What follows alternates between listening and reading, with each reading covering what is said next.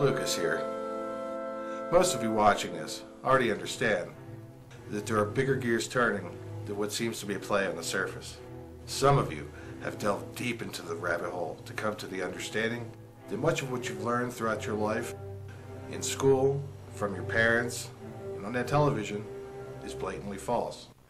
What I'm about to show you is amazing evidence that shows that mankind used to exist on this planet thousands of years earlier than what we're being told.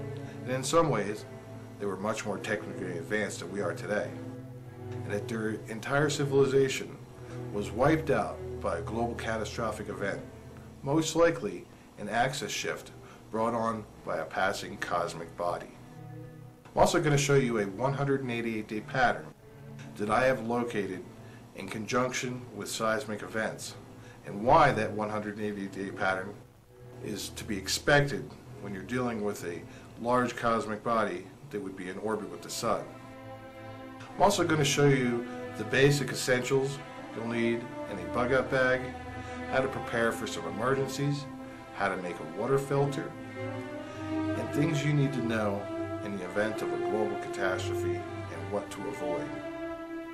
Many of you ask, when is this all going to happen?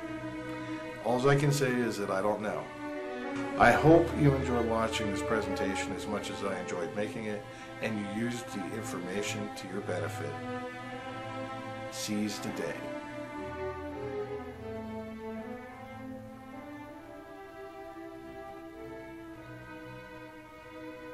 There is significant evidence mounting that intelligent human beings, with skills comparable to, and sometimes exceeding our own, existed more than 12,000 years ago. The evidence comes in many forms, and one of those are gigantic monolithic buildings being built using sophisticated math like pi that are not only aligned to the stars, but also aligned to Earth's poles in longitude and latitude lines. Many of these blocks used in some of these structures weigh almost 1,000 tons. Can you honestly, in your right mind, imagine that ancient man, supposedly one step above caveman stage, hunter and gatherer, moved 2 million-pound blocks using ropes and logs? If you look at this map here, you'll notice this circle, this perfect circle going around, and you'll notice the dot in the center here. Well, these dots going around the edge of the circle here are all the ancient sites that can't be explained that are aligned with the stars. Like, here's the Easter Island, over here is the Nazca Lines, over here is the Great Pyramid and the Sphinx, and here is, Angkor Wat. So all these are the sites that are unexplained and aligned with the stars 12,000 years ago. So, what's interesting is they make this perfect circle, and this perfect circle, right at the very center, is a spot right here at the border of Canada and Alaska. And it's about 2,000 miles from the current pole. So why did they put all these sites ages ago in this perfect circle around the world? And not only that, what's very interesting is the Great Pyramid over here just so happens to be located, or right here, just so happens to be located at the longest longitude and latitude line right at the crossroads of the two. And it's aligned north, south, east, and west. So that tells you that that was built after. All these sites were built after the Great Pole Shift. And they were or axis tilt, I should say. And they were telling us that this is where the pole was, or used to be, right here where the border of Canada and Alaska are. These structures were built with time in mind. They were designed to withstand the ages, earthquakes, floods, and whatever nature could throw at them. If you want to see a modern example of how mankind wants to etch their existence into the future of humanity, you need look no further than Mount Rushmore. Mount Rushmore was designed for people 10,000 years in the future. Yes, that's right, it's not for you. The faces of all the presidents were designed thicker than what they would have looked in real life, so that in 10,000 years from now, enough erosion will have taken place that the faces will be to the state of how they were intended to look. Most people visit Mount Rushmore never knowing that the monument was not even intended for them, but for some distant relative 10 millennia into the future. Another form of evidence comes to us in the form of maps. The Pure East map shows in great detail the landmass under the Antarctic ice shelf.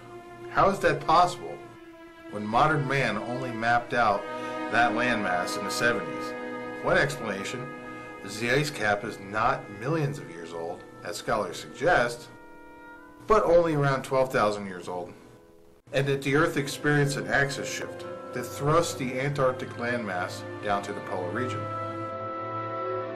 What I am suggesting is that a grand society of human beings lived on the planet thousands of years ago, and that when the axis shift happened, their society spanned the globe and built all these magnificent structures in line with the stars 12,000 years ago to mark their spot in history, what they were capable of, who they were, and where the North Pole existed.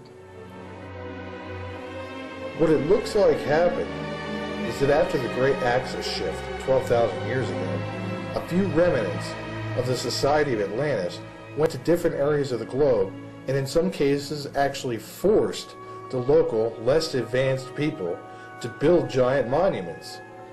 Probably in some cases, the people were not actually forced, but more or less awed by the weapons that these people may have possessed. Zeus was an example with his thunderbolt, Thor had his hammer, and the Celtic god Lu with his magic spear.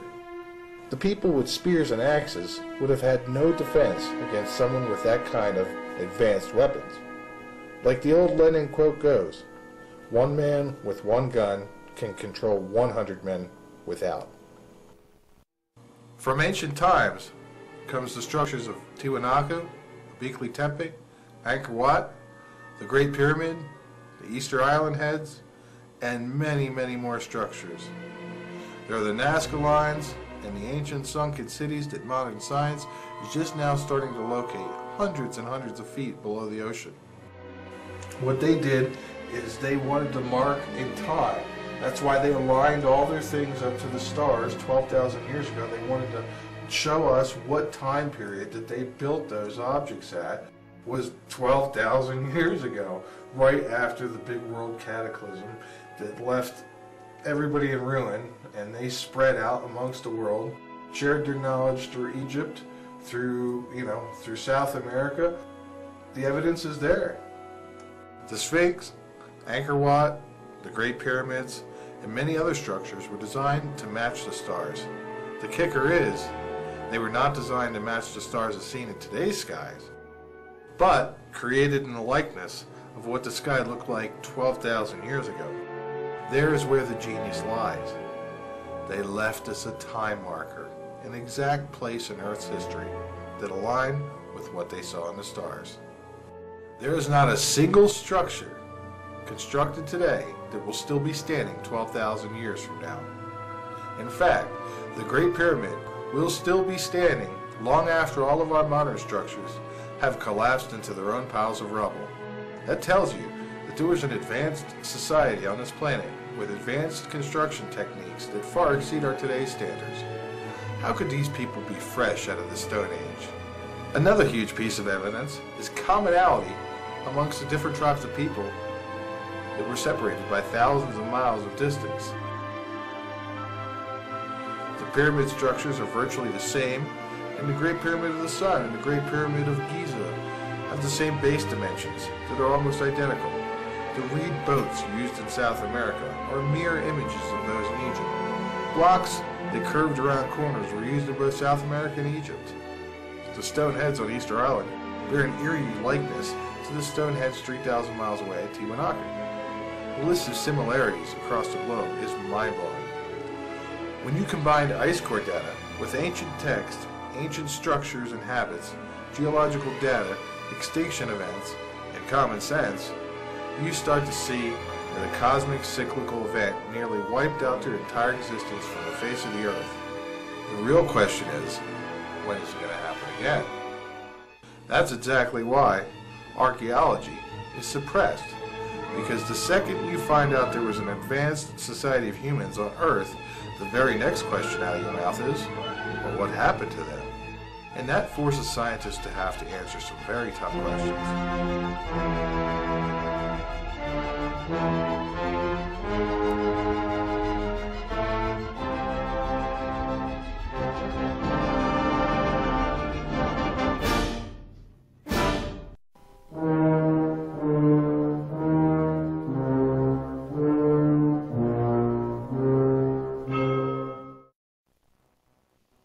The search for the fabled Atlantis has gone on for a long time, ever since Plato described it, centuries ago. With the advent of the internet and satellite technology, many things may become a little easier for the average researcher looking for ancient structures on the ocean floor, or maybe not. It seems as if certain images are being kept from public eyes. It is on Google Earth they have this one area blocked out, which was probably, you know, the ice caps came down to here during the last ice age.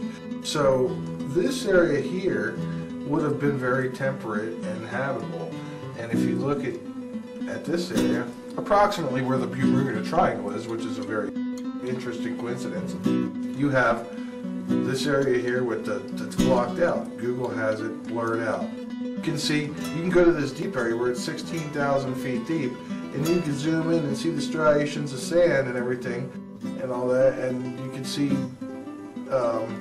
you know, the bottom down here. But in this area where it's only 2,900 feet deep, they've got it blocked out. And it's most likely because there's stuff that they don't want you to see that's on the bottom of the ocean floor there. Like, for instance, this gigantic freshwater lake that used to exist a long time ago, back when the ocean levels... See, during the last ice age, the ocean levels were much, much lower. The ocean levels were like 500 plus feet lower. You have these two objects here, which look like pyramids. And then you have this freshwater lake here.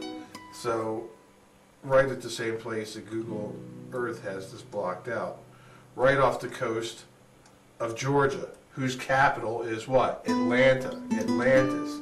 It all fits together. This whole region between here and when this was up here, here and here was a very temperate zone. And just exactly what are they looking for down at Neumayer Station in the Antarctic? The logo for the 1999-2000 Neumayer Station, and look in their logo, what do you see there? You see what are they looking for there? Pyramids. They got a magnifying glass over the continent of Antarctica with 3 pyramids sitting there. And so that's what they're probably looking for down there, is ancient relics of the last civilization that used to exist here on Earth. Scientists in Antarctica have found remains and evidence of lush vegetation that existed a long time ago underneath the 2-mile thick ice cap.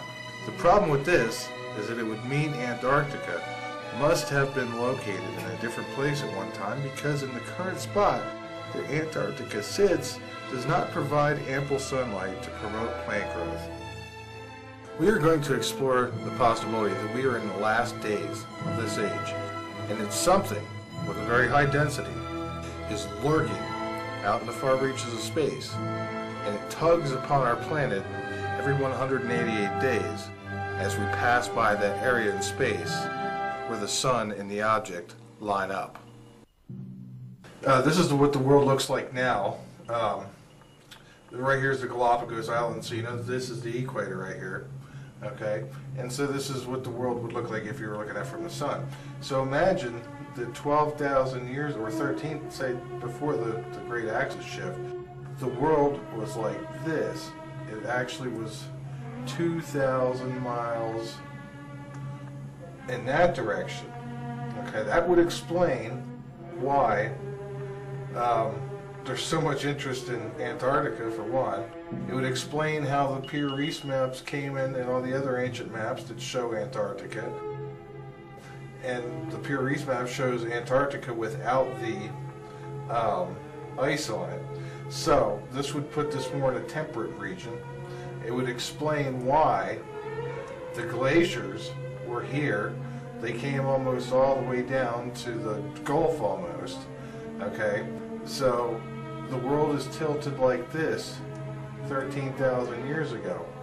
Another thing it explains perfectly is, look at this. You tilt the world like this, put the pole where they used to have it, and guess what? Siberia is here, where all those woolly mammoths were flash frozen. And so you have these, these creatures that lived in a temperate region at one time. They basically were shifted, boom, up north, like that. And so they instantly died of exposure and froze within a few hours before the actual food in their stomach had a chance to digest. Was a sudden shift in the Earth's axis responsible not only for the destruction of Atlantis, but also for the melting of the ice caps, which appear to happen right after the last ice age? It definitely looks like that something 13,000 years ago caused an axis shift in this world that thrust the world down this way. The caps that were here melted, and the only reason why there were big glaciers here is because it's a landmass. You'll notice that the ice only forms over the land, and it's because of the fact that it snows. It snows, and then the snow builds up, and then after a few feet of snow, it starts to compact and turn to ice. Okay, so this, snow at the bottom of here is, at the bottom of this ice cap is from thousands of years ago, from building up all the years every time it snows. Same thing with up here. You'll notice that the smaller cap up here has the snow on it, or glaciers, because of the fact that it snows and it builds up. So that's what happened in this part of the world. When this part of the world was tilted up there into the polar region, it snowed a lot, and it kept snowing, and those glaciers finally moved down here. See, where glaciers usually calve off into the ocean, what happens here when it snows and snows and snows, the pressure from all this ice actually squeezes the ice and pushes it out here into these ice shelves that form out over the water, and then they break off and calve off and melt into the ocean. But when it's on land, it can't do that. So it keeps snowing, and snowing. Right, that pressure is pushing down on it, so it's pushing those glaciers down here further. They don't have any water to fall off into, to calve off into, so they just keep receding down from getting pushed and pushed and pushed from all that pressure. And yet more proof is the extinction of such giant mammals as the woolly mammoth, the giant Irish deer, and the giant sloth. Also, at the same time that this shift happened, all the animals that lived in the regions of the United States that were used to the cold were thrust down here. They all went extinct. The giant Irish deer, the woolly rhino, I think it's called. So there is definitely a significant evidence to show that axis tilt happened, back when approximately the time that Plato said that Atlantis disappeared, and that's probably was one of the main hubs of the global culture of Atlantis. One thing I've come to realize is that the Ice Age actually started 3,600 years ago. While scientists and scholars argue back and forth about global warming, the bottom line is that the temperature was 1.5 degrees hotter and the ocean levels were 17 feet higher. And 3,600 years ago, they started to drop. Okay, what I'm about to show you here is substantial proof that we actually started entering into an ice age about 3,600 years ago. Now, if you look here on the bottom, this is the ice core data that goes back about 500,000 years. Okay, the blue line is the temperature and the red line is the CO2. Well, for one, about their global warming scam, you'll notice that the temperature always precedes the CO2. Look, you see it there, you see it here, you see it here. The temperature always rises first and then the CO2 follows. But anyway, getting off on a tangent here, you look at the pattern, okay? You look at this pattern and this pattern between these two ice ages here. You'll notice the high peak here and here, and you'll notice the two bumps here and here, and the same amount of jagged saw blade patterns that go down here. Basically, this chart up here is this period here on this larger chart, scaled down, about 18,000 years. Okay, we're going to open that up. Okay, now look. If you look at these lines here, the blue line is sea level. Okay, this red jagged line here is temperature. Okay, and if you go back 3,600 years, you'll look and you'll notice that the sea level was 17 feet higher back then. And also the temperature, the average global temperature was about 1.5 degrees warmer. So we actually started entering into the Ice Age about 3,600 years ago. Because you notice that the Ice Age isn't an instant thing. There's 4 steps to getting down into it. These are all 10,000 year blocks. That's 10,000 years, that's 10,000 years. Look, 20,000 years it took for this Ice Age to finally get almost to the bottom. And it took 60,000 years in both cases. Same thing here. It took around the same amount of time. And look, 10, 20, 30, 40, 50, 60. 60,000 years we hit the bottom. Same thing. 10, 20, 30, 40, 50, 60,000 years we're in the bottom. So, an object in space is coming by, and sometimes it drags us towards the sun, and other times it drags us, the majority of the time, it drags us away from the sun. Because most of the time,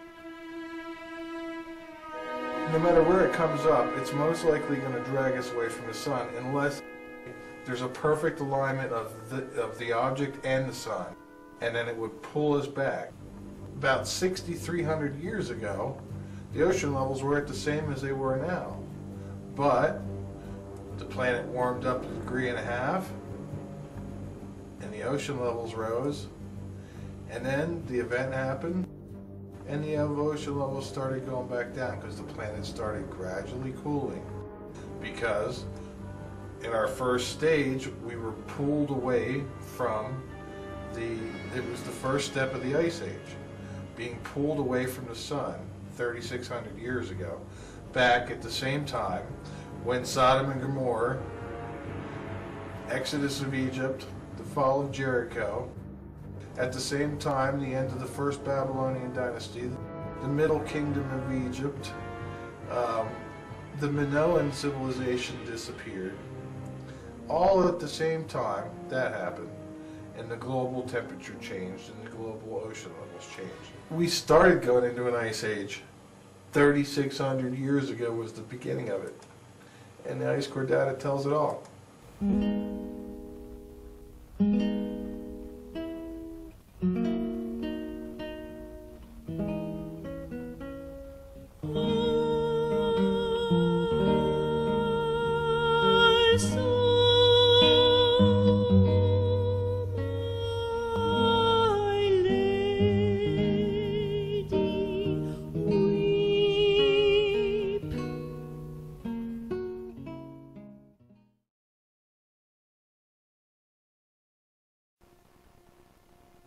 There are a few different candidates as to what the object known as the destroyer, or nemesis, actually is.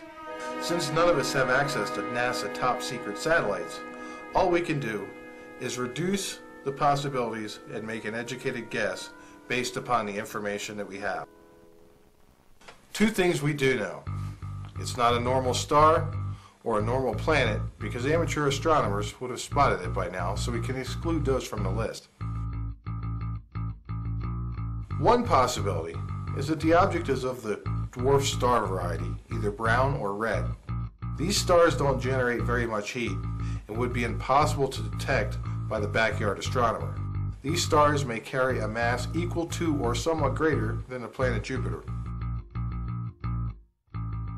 Another possibility would be a neutron star. A neutron star is a ball of super highly dense neutrons left over from a massive star going hypernova. These stars will only be about 15 miles in diameter, but yet carry the mass of 2 of our suns. The amazing level of density in a neutron star is truly mind-boggling. One piece of a neutron star, the size of a sugar cube, would weigh over 150 million tons. It could also be a magnetar, which is a kind of neutron star with an ultra-strong magnetic field. Yet another possibility is a black hole. A black hole would not have to come anywhere near Earth to cause an axis shift and global catastrophes, although I think the possibilities are less for a black hole compared to a neutron star or a brown dwarf based upon ancient accounts of the object. One more theory is that it is an interstellar gas cloud floating through space.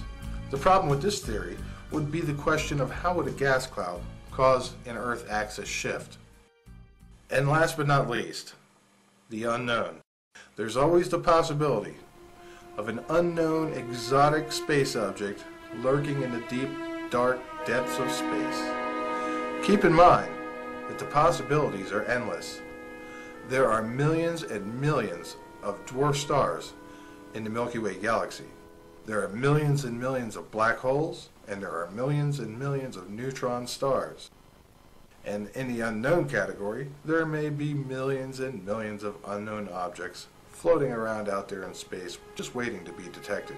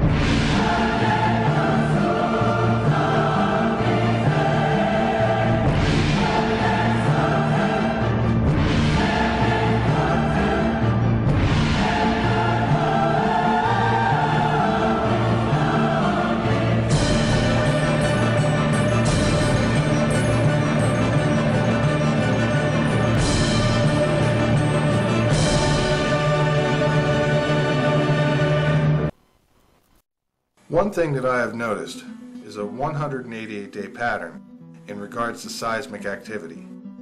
2 times would have been a coincidence. 3 times, a major coincidence. 4 times is out of the realms of coincidence. The first of the monster quakes struck on February 27, 2010, and have been striking every 188 days since that day.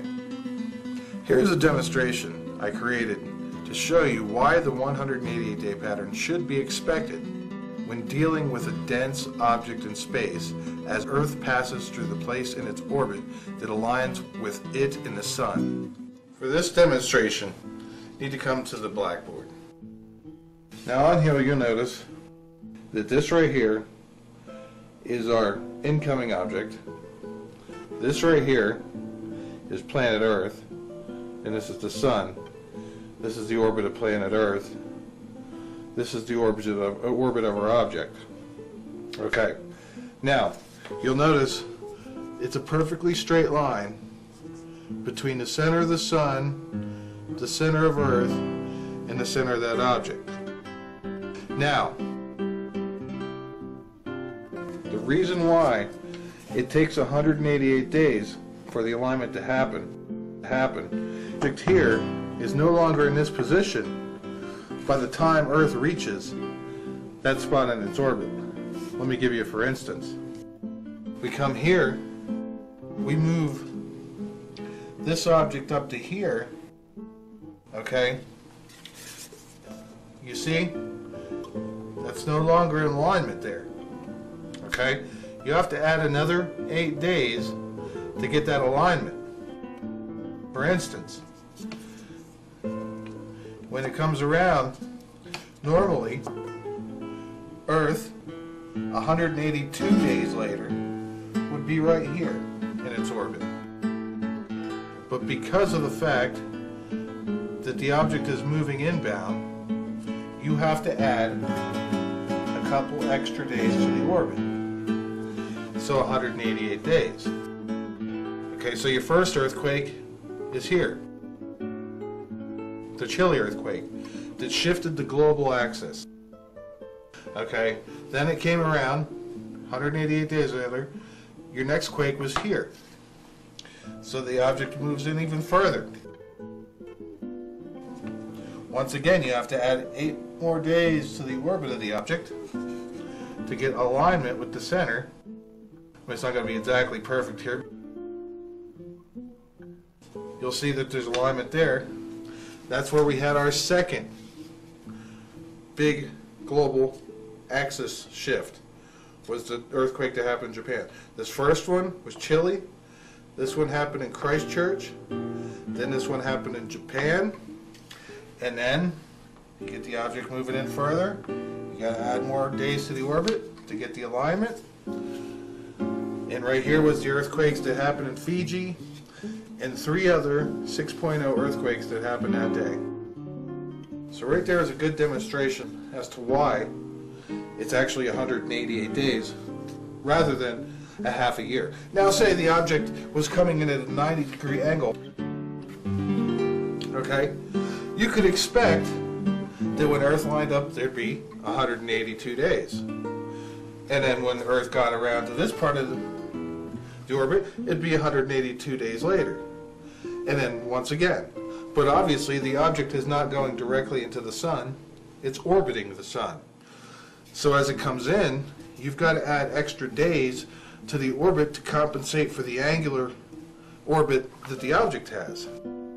Now this right here, I put on here, is comet element. All the hype about comet element. What I suspect was happening was this object was not in orbit with our Sun.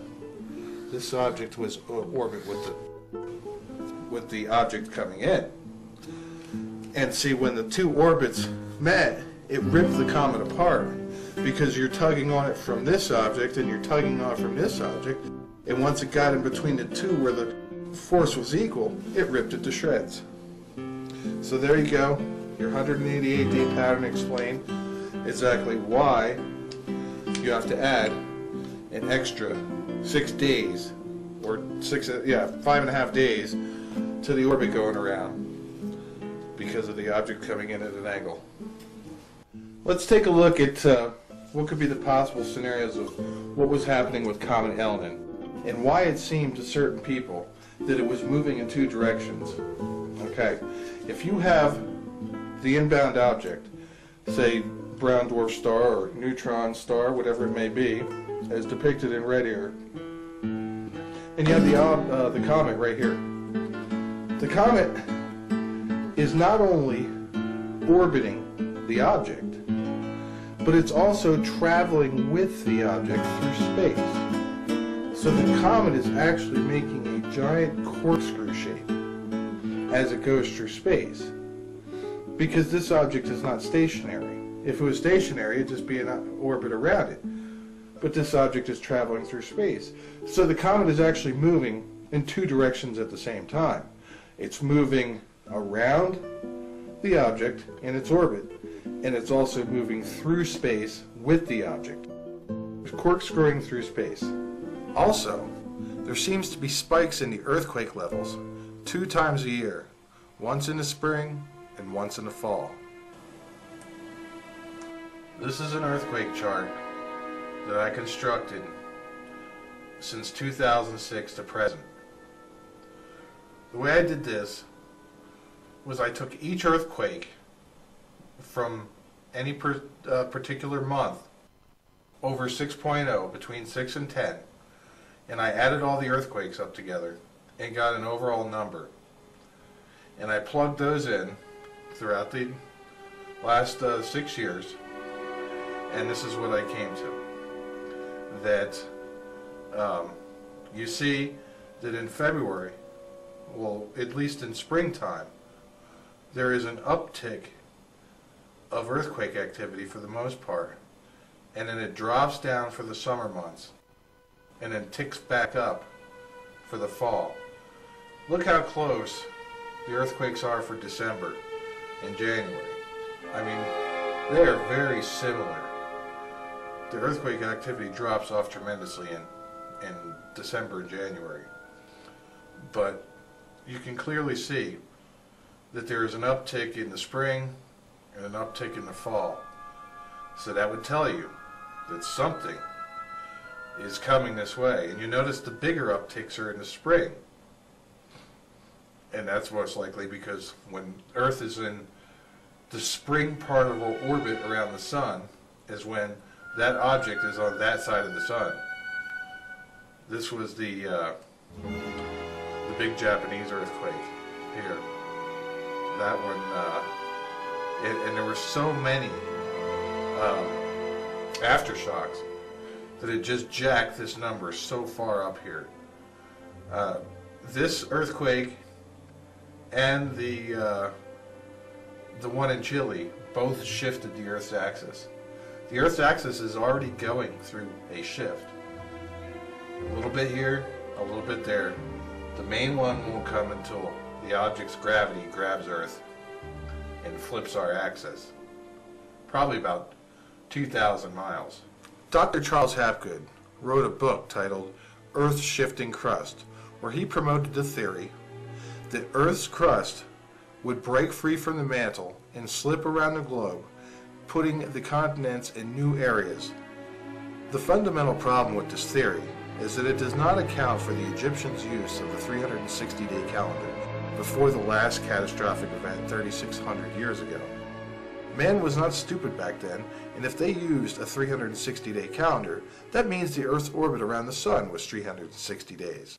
Something inspired the Earth's orbit to change from 360 days to 365 1/4 days. This was most likely caused by an object in space tugging on Earth and pulling our planet away from the Sun a little bit. Just like the object caused a dimple in the orbits of Uranus and Neptune, it will cause a dimple in the orbit of Earth. Here's a little demonstration that I devised to show you the principles of how an object in space could cause an axis shift. Here's a magnetic demonstration of how an incoming body can actually flip the axis of the planet Earth. Okay, here you have, what I've done is I have styrofoam, little styrofoam balls here. This is the Sun, that's the Earth. And what I've done is I've taken very powerful magnets and put them into the Earth and into the star. Okay, now imagine that Earth is just sitting there, going along, and then this object comes by. And what happens? The Earth's axis follows that object. Let's see that again. As the object comes around the sun, its gravitational pull grabs the Earth. It basically, the North Pole of the heavy dense object is going to grab a hold of the South Pole of Earth, just like I showed you in this demonstration, and it's going to flip the Earth's axis. A crustal shift, as proposed by Dr. Charles Hapgood, would have no effect on the orbital time frame of Earth. It was a good theory to document the rise and fall of civilizations, but without all the variables involved, it'd be hard to come to the proper conclusions. Many of you are already aware of the strange circumstances surrounding the Denver New World Airport. It does not really take a genius to realize that spending $5 billion on an airport is way over any rational airport budget. Not to mention the crazy murals,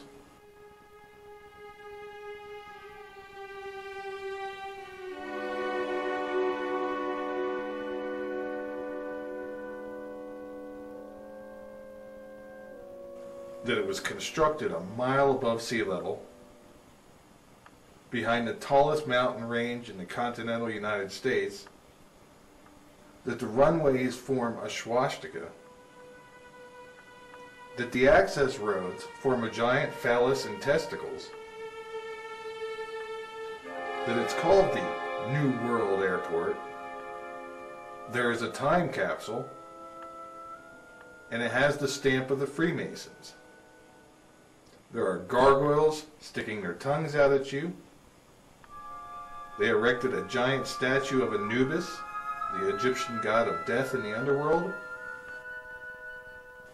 And that when you enter the airport, you pass by a giant statue of the horse of the apocalypse, whose sculptor was coincidentally killed by his own horse sculpture right before they hauled it over to the airport and propped it up.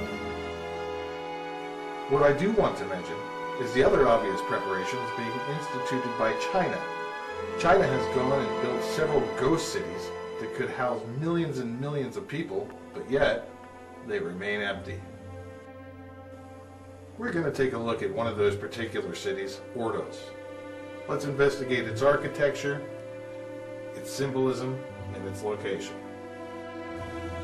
Here's a story in the UK Mail Online.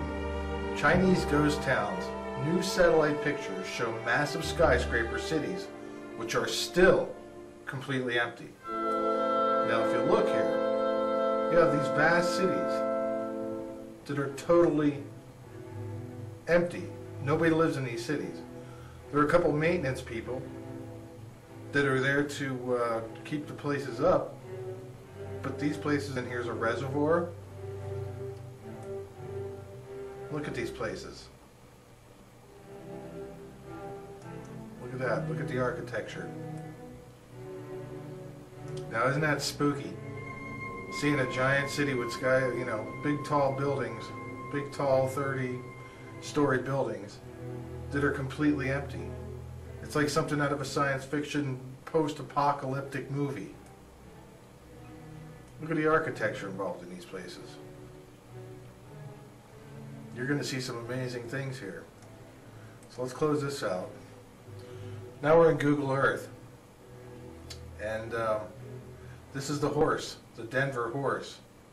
You see its shadow here. Here's the horse. This is its shadow. Looks like it's on some sort of sundial type of platform. Now we're going to go to one of the cities called Ordos, Inner Mongolia, China.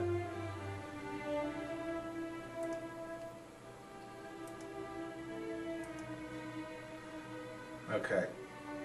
Well, the first thing I want to show you is where it's located. Okay, you'll notice it's far from the ocean, and it's at 4,500 feet, almost a mile, 4,600 feet. Look at the distance. Or right here. Okay, right here. The distance to the ocean, approximately 500 miles. So it's a good distance away from the ocean. Now we're going to go in and check it out. There's some amazing stuff here.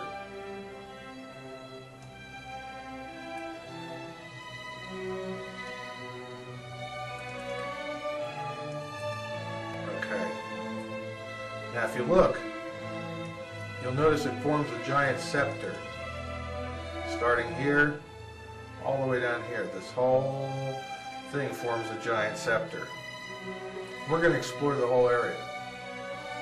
For one, if you notice, there are 1, 2, 3, 4 reservoirs in the area. So they're well stocked up for water.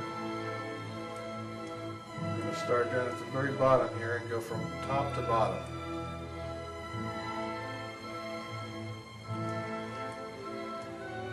I don't know exactly what this is, but it looks like a giant solar array. And you'll notice the amazing architecture. This stuff didn't come cheap. This isn't slapped together. This is very well constructed, you can tell. But a lot of planning went into this. Where every little tree was supposed to go, where everything, this whole thing was designed very well.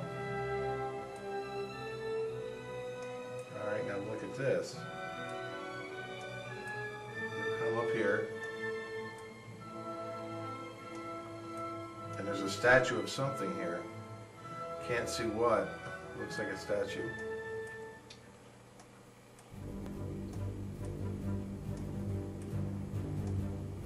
You'll come up here further. Here's some construction going on. You'll notice no cars on the road. And if you do see a car here and there, remember, something this size has to have a certain amount of support to keep it going. Now this looks like some sort of bird, phoenix, eagle, something of that nature. Now we move up, and once again you look at the amazing architecture, and then you come to this symbol right here. This symbol in Chinese basically means happiness dropped from heaven. And it's a spider. It's a symbol of a spider with the 8 legs. Now we're going to keep investigating. This gets crazier as we go up. Look at this. Look how precisely placed all these trees. This was all perfectly planned. Look at that. We come to an image of the dark star blocking out the sun. See the sun's rays coming out from around it. Now you'll notice that this is not a small thing. This is 331 feet across.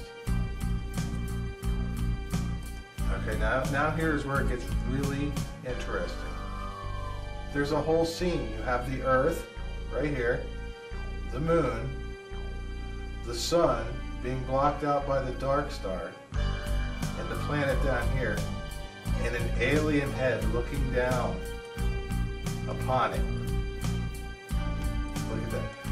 What's great about this is it only forms it from the air. Look at that. That's Asia right there. That's Earth when you see it from with Asia. The moon, the dark star, blocking out the sun, and an alien head looking upon the whole event going on, watching it. And here's the companion body to the dark star, the 10th planet. And there you have an amazing scene that can only be seen from the sky. That's what's amazing about this architecture. This was not cheap. when you come down here and you look at this at a close-up, you cannot notice that that's Asia. It doesn't look anything like anything. It just looks like a building. But the way they were designed were to give it that look when being viewed from an aerial view. Look at that. You have Asia and the alien head. So let's keep investigating.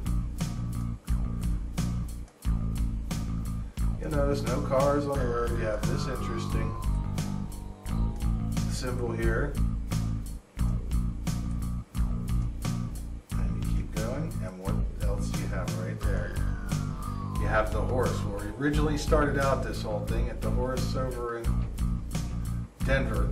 You have the horse right here. And then you have the spiral, the vortex, whatever you want to call it. If you come up further, you've got these smiley faces right here with some sort of landing pad, helicopter landing pad, maybe something else. You've got the spirals made out of the hedges, spirals in the eyes to make up the eyes of the happy faces and the faces. Now let's look at the surrounding area. Look at the parking lot. It's empty. Tennis courts, swimming pools. Look at this area. There's a track. This is probably a school right here because there's a track. All empty. All these houses. Streets empty. That's spooky. How often? Here's another landing pad of some sort being built. Look at this thing. And once again, built up into the far areas, way away from the water, up into the high grounds, with weird alien symbolism. Let's look at this building close up. Watch this. Look at the architecture that went into making this look like an alien head from the sky. You wouldn't see it from the ground. It'd look like a big rock. But once you go up to a certain area in the sky, the whole picture becomes clear. Earth, moon, dark star, sun, alien head, a giant scepter. The whole area is uninhabited, basically. Ghost cities are the product of a failed economy in that local town, which usually causes everybody to leave the town. People don't build ghost cities. When was the last time you saw a ghost city being built? So there you have it. Something strange going on in the hills of China. Weird, or we can even see it better from up at this high. The earth, the scepter, and the alien head looking down upon the whole event. Like they're here to watch. Something's going on. The truth is out there.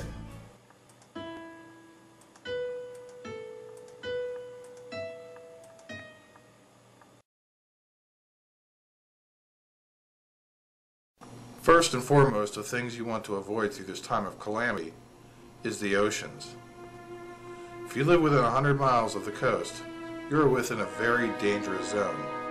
The amount of water in the oceans, the depth, and the possibility of an axis shift could easily send all the world's oceans spilling over the land, possibly even up to thousands of miles or more inland. Most people don't realize how vast the oceans are. Okay, just take a look at this. This is the Pacific Ocean here. This covers 1/2 of the entire world.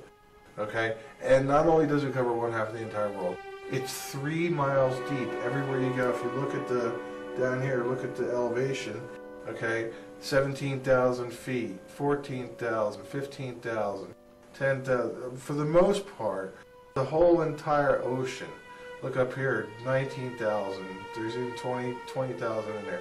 You know, for the most part, the entire ocean is 3 miles deep everywhere you go. The Atlantic Ocean, 16,000, 18,000 feet, 17,000. You'll notice that fairly everywhere you go, The ocean is pretty consistently 3 miles deep, so that's a lot of water. And if you look at it in comparison to the United States, okay, just one little blurb like that, and they could just send that water rushing inward. I wanted to show you about the water and how it's important not to be near the coast. The Earth spins in that direction, okay? Now, because of the Earth spinning at 1,350 miles an hour, the water has piled up on the equator here from the centrifugal force. Okay, that's why the tides are higher in this region. That's why, you know, centrifugal force is basically going to pile the water up on the equator. And so, imagine if all of a sudden, bam, the world goes like that. Okay, all that water has got to go somewhere, and it's going to slosh all around the planet. Let's go into Salt Lake. Okay, Great Salt Desert, Great Salt Lake. Okay, you got the salt flats. Okay, look at this. How did the Great Salt Lake get all the way up here? Okay, why is this salt water here? Okay, the scientists will tell you because it's mineral deposits that run off from the mountains. Malarkey. Okay, this used to be a gigantic lake. Over the last thousands of years, this thing has receded because it's evaporated, because it's not like a normal lake. It doesn't have feeders and offshoots. It basically has receded, and it's so salty now because it's just receded and receded and receded and left the salts behind it. It barely supports any life. The only life that lives there is brine shrimp. Okay, where do brine shrimp come from? They come from the ocean. Okay, so how did this lake get here? So that tells you that at one time that the ocean washed all the way up in here. Another amazing thing is that Lake Titicaca sits 14,000 feet on the top of the Andes Mountains, that it's brackish, seahorses live in it, and it has ruins of a human society at the bottom.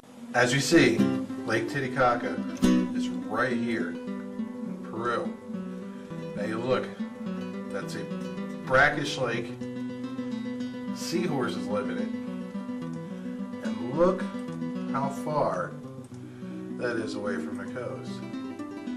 That is 155 miles away from the coast, and it is 14, but it's around 12 to 14,000 feet in the air. So basically, these are all mountains. These are all 14,000 foot mountains throughout this region here. And the water was able to come up and flood this area and leave this brackish lake behind, just like with Salt Lake in Utah. Being anywhere on this side of the Rockies is probably not a safe bet. When you look at Salt Lake is right there, and that water could just whoosh right in. If we were dealing with an axis shift in relation to a passing celestial body, what could we expect some of the outcomes to be?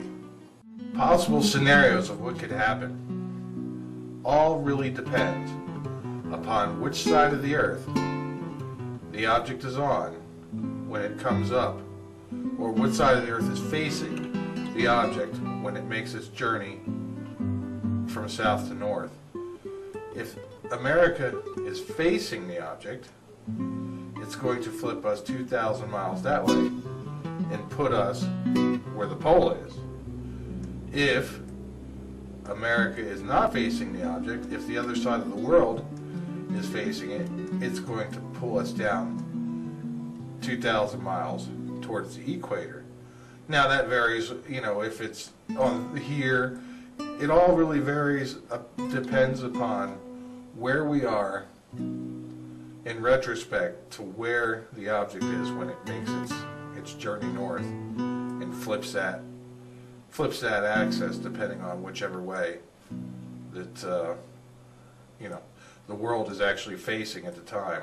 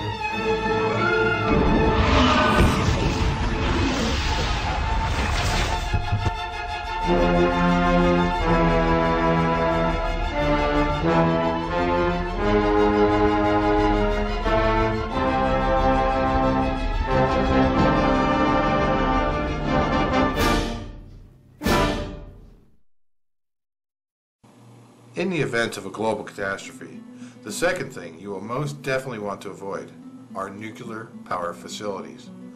Without electricity, these plants will melt down. They must have electricity going to the cooling towers all the time, or they melt down and send radioactive waste in a direction that the wind is blowing. Chemical plants and production facilities are another very potentially dangerous hazard. There are many nasty chemicals out there that can kill and maim with very small doses. Many of these plants may have ruptured tanks, leaking valves, or just downright be totally destroyed altogether. Paramilitary bunkers, elite holdups, and secured facilities should also be avoided at all costs. These facilities will be very heavily armed and guarded and have shoot-to-kill orders for trespassers. Stay away from large groups and unorganized mobs. The potential for disaster is much greater in a mob mentality where everyone is acting on instinct instead of rational thought.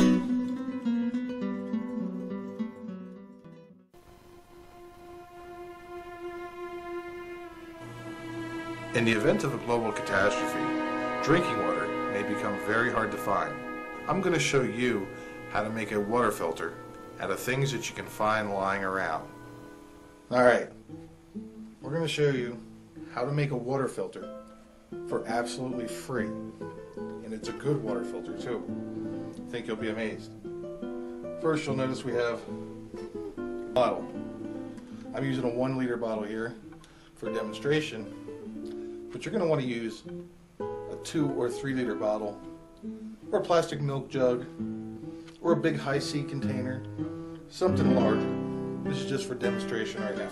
And so I've already cut off the bottom. I've cut little notches in this part so that the lid goes on easier. Okay, I've got a rock. Okay, I have some small pebbles. I have some medium-sized rocks.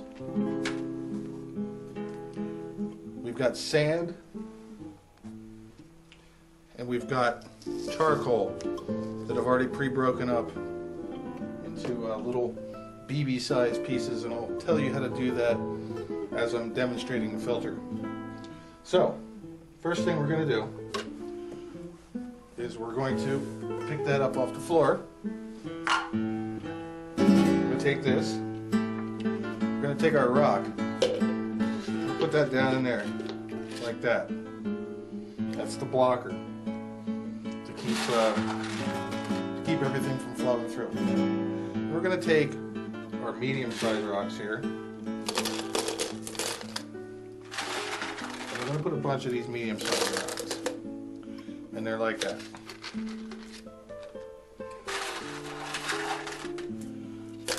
Okay? Then next thing we're going to do, we're going to take a bunch of our pebble-sized rocks. We're going to put them down. As such. You notice a couple will drop out, but what will happen is that'll eventually totally stop. Okay, so now that we have that like that, what we're going to do is we're going to take our charcoal and we're going to put that down in there like that. Okay. Tamp it down a little bit.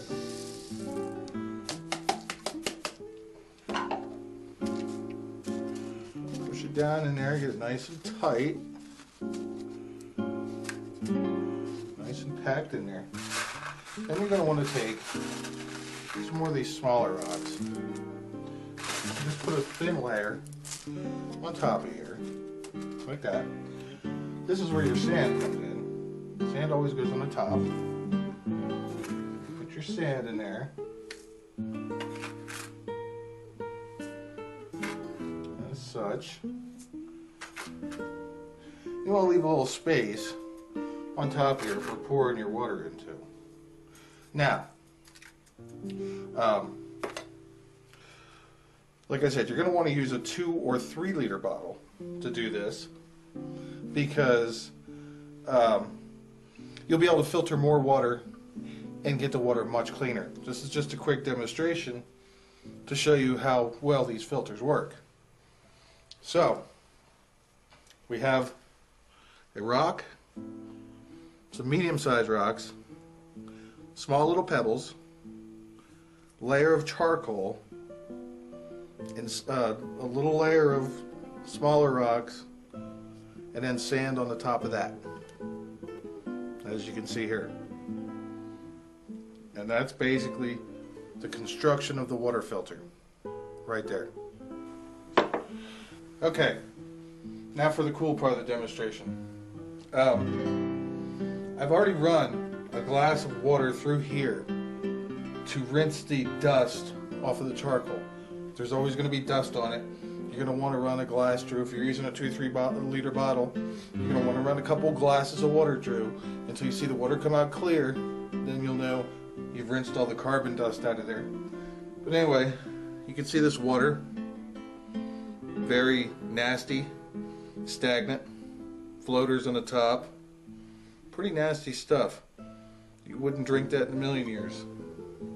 But once you put it through here, it's going to be a lot better. Now, how to make the carbon?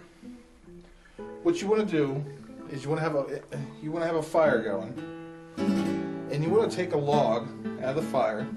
Don't burn yourself, but you want to take a log out of the fire and basically splash some water on it. Now, you don't want to douse the log. You just want to splash enough on it to put it out, and whatever is on it will evaporate into steam, and it'll dry out right away. Then you're going to scrape the outside of the log, all the the white powdery stuff and all the powder off of it. Get to the meaty inside of that log. You're going to break that up into little BB-sized pellets.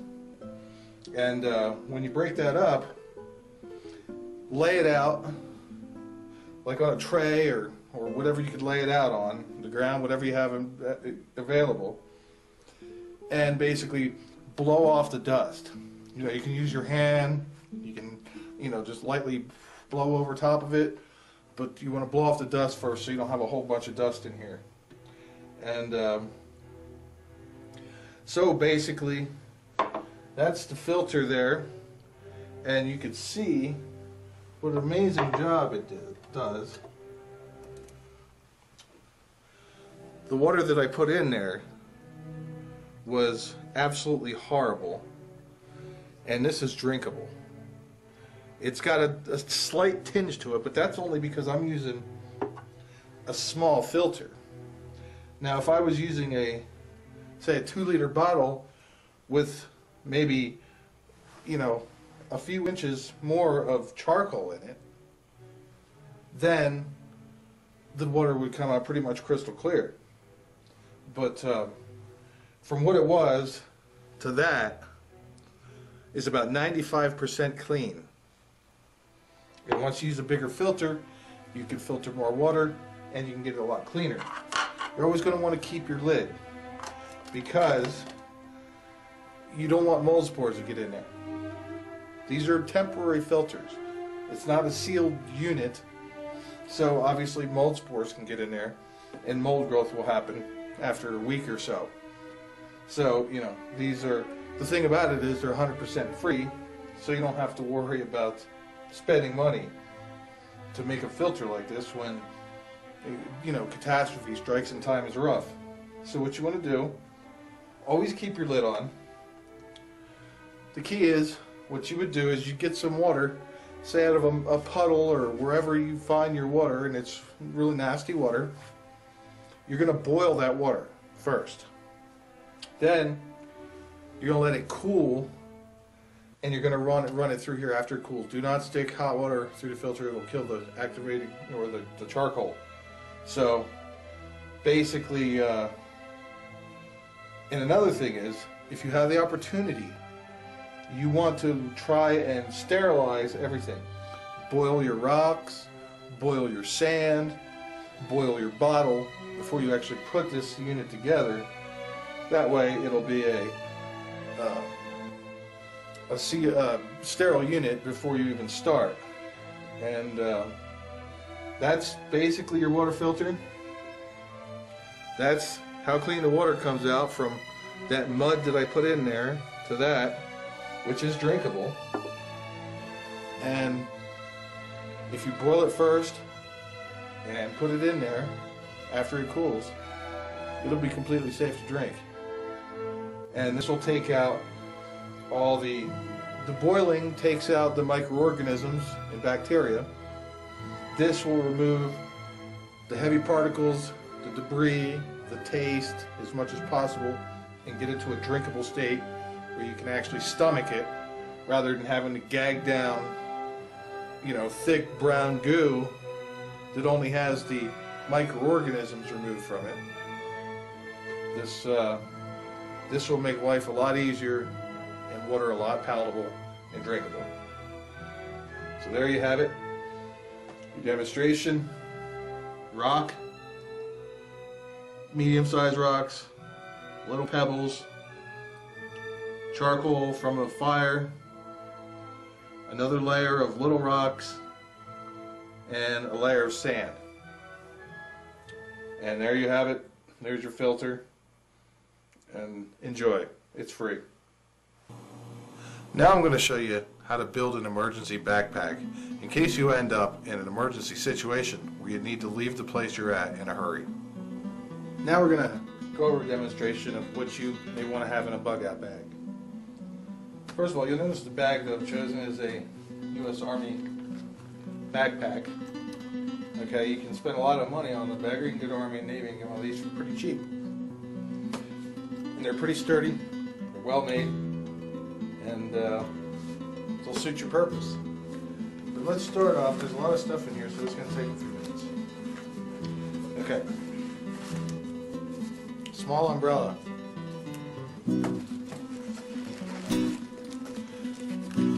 Emergency blanket. Several emergency disposable water ponchos to keep you dry. Latex gloves to keep your hands clean and dry. You'd be surprised how warm those latex gloves will keep your hands in a cold situation. A pair of regular gloves. A pair of fingerless gloves.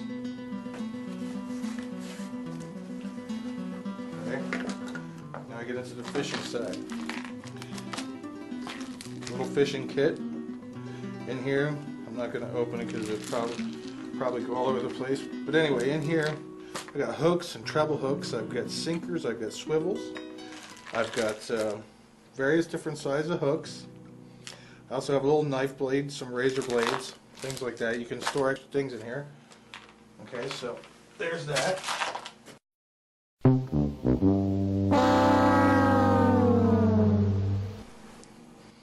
I have some regular monofilament here. I have Power Pro. This stuff is very thin and very strong. This is 30-pound test and 20-pound test.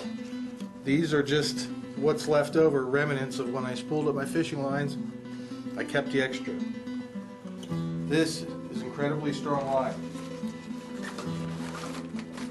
Also in here I have steel leaders and a couple different fishing rigs, whatever way you fish best, but you want to bring some steel leaders because you never know when you're going to be encountering toothy kind of fish that you may need to catch.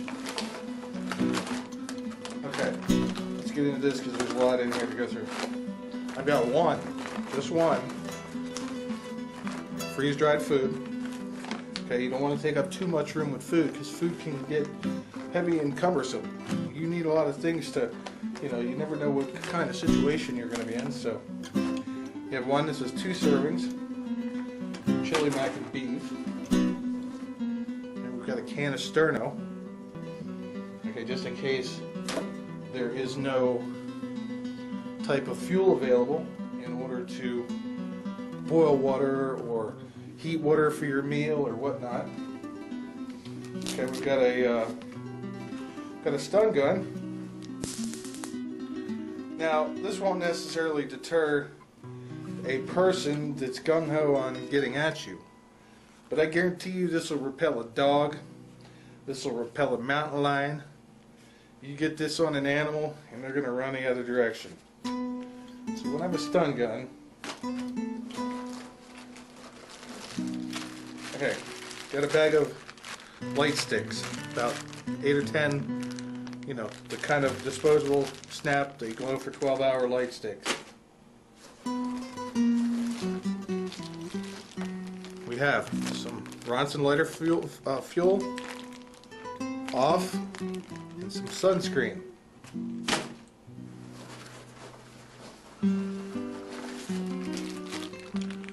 Soap and shampoo.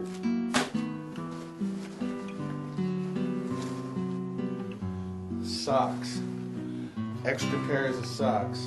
You'll want to keep your feet dry. Work. Biggest thing in there, 5-foot tarp. You can make a tent out of this. You can use it to put on the ground to lay on. This will keep you dry in a wet situation. And it's a portable tent that you can create yourself. Go through this. Got a hat. Got a face mask. In case it's very cold out. Yeah, in here, just in here I have some Tylenol. Okay, I got a brush and comb and personal hygiene things. Now I'm not gonna, in this bug out bag I don't have any first aid. That's another separate little bag with band-aids, painkillers, you know, things of that nature. You know, gauze tape, gauze, things like that. It's a whole separate bag that I have. Okay. Deck of playing cards. You may be stranded for long hours in certain places. This will help take your mind off stuff.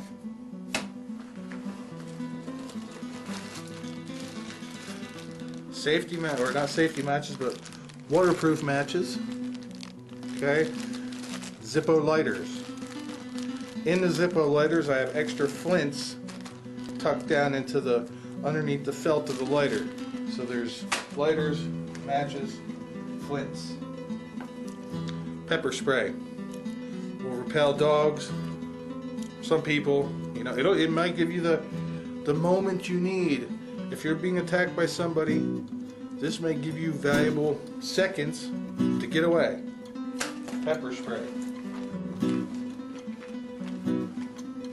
Okay. In here I got my portable water filter. These cost around $30 to $40. And basically this thing has a straw and a carbon filter, and you could drink straight from a mud puddle with this thing.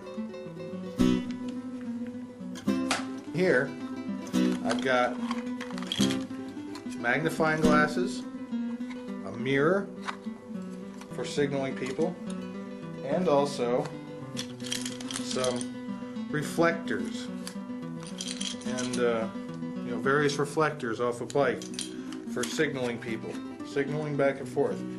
Another reason why you want to have these magnifying glasses, not only starting a fire, if you ever get a splinter in your hand, without getting that splinter out, that could actually cost you your life. You could die from a splinter out in the field. So you definitely want to have magnifying glasses. Sock, long johns.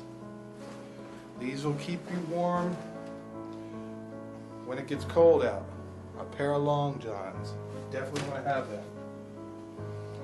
Bandana. Okay, I have a little solar panel that I could use for charging up a cell phone or charging up a flashlight or basically to charge things up. I mean, to have something like that, you'd have to have a little extra knowledge of how to hook up the circuitry for it. I have a calculator, a solar-powered calculator. Okay, got my old buck knife. It's about 30 years old. And we have a retractable saw. This thing will cut down branches 4 inches thick. I'm sure you can even go further. This could be instrumental in helping you to build a tent, build some sort of den in order to keep yourself dry. Got a clothesline with some clothespins. Basically, this is a little retractable clothesline that you can use to dry your stuff if your clothes get wet. You may not need something like that, but of course a flashlight, LED flashlight.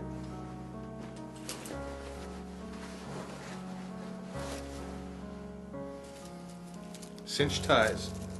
Cinch ties make things a lot easier. And another little knife for fishing, whatnot.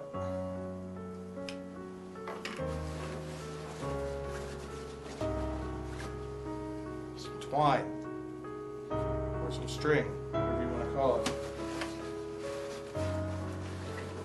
And a little thing of rope. 25 feet of rope. So that's basically what's in there.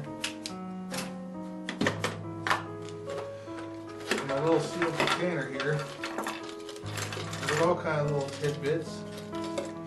You're going to want to have a compass,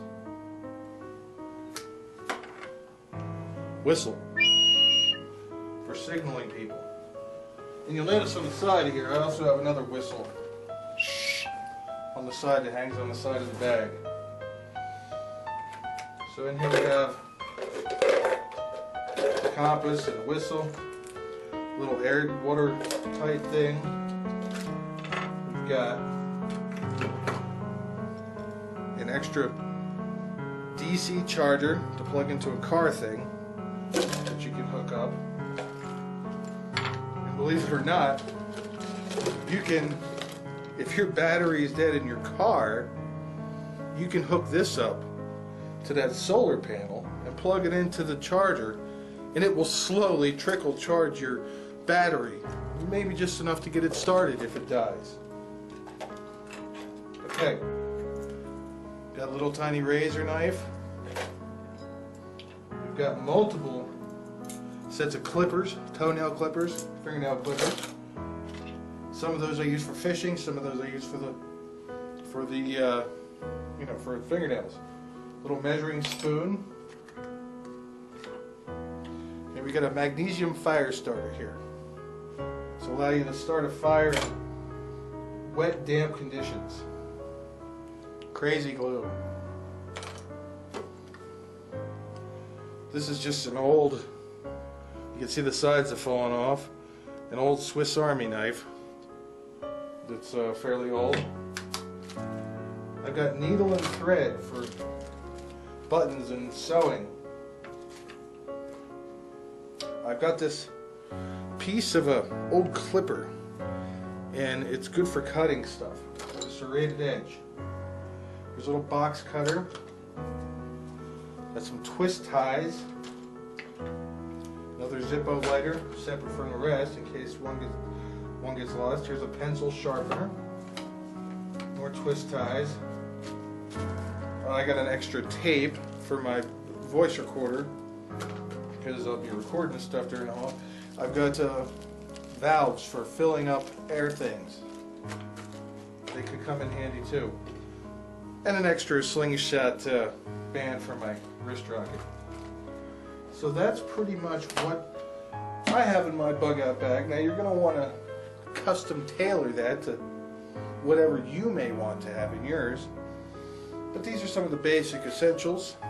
You can also add a pan for cooking or boiling water, a little tiny portable pot, you know, for boiling water.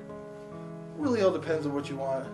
These are some of the basic essentials that I have in mind, and that's pretty much the gist of it.